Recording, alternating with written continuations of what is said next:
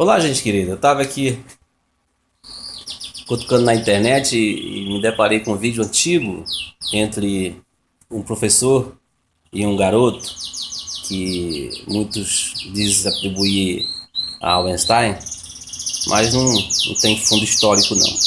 O diálogo se segue o seguinte: o professor diz assim: Deus não existe, porque se Deus existisse, ele teria que ter criado o mal, ou seja, por ser Deus o criador de todas as coisas. Então, o garoto se levanta e faz a seguinte indagação: Professor, a escuridão, o frio existe? Aí o professor diz: Claro que existe. Então o aluno responde: Não, professor, o frio não existe. A física explica que o frio é a ausência de calor. Aí ele continua a indagar: Professor, a escuridão existe? O professor diz: Claro que existe. E aí o garoto responde: Não, professor, a escuridão é a ausência de luz. E aí o garoto responde, batendo o martelo: Assim é o mal, ele não existe. Quando Deus é preenchido pela. Quando Deus preenche o homem em seu coração. Ou seja, o mal seria a ausência de Deus. E esse vídeo bomba na internet, quando as pessoas colocam, como se fosse um diálogo filosófico e que Albert Einstein prova a existência de Deus. Bem, isso não, eu discordo. Ele está falando de assuntos altamente filosóficos e metafísicos e está querendo mostrar que, de fato e de verdade, o homem, na sua inerência, ele é sim a potencialidade do bem e do mal. Agora, somos nós que alimentamos essas duas potências. Somos nós que damos vazão a essas duas potências que nós determinamos como bondade ou maldade.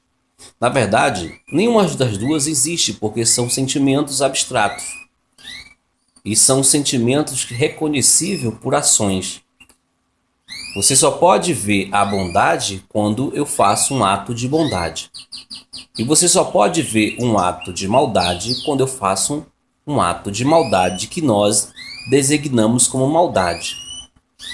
Por exemplo, se eu dissesse nos primórdios da fala do homem e voltasse e retrocedesse e o ato de Caim e Abel, por exemplo, quando Caim mata Abel, eu dissesse que aquele ato de matar fosse bondade e na coletividade do consciente humano aquilo fosse se alimentando como bondade, você hoje teria na tua inerência do teu consciente o ato de Abel, o ato de Caim ter matado Abel como bondade.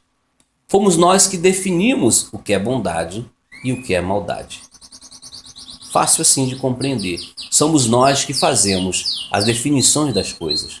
Somos nós que tentamos trazer o abstrato para a existencialidade. Ninguém pode se explicar o mal se não for pela uma atitude que nós determinamos maldade. Ninguém pode explicar a bondade se não determinarmos pela uma atitude de bondade. Assim é Deus.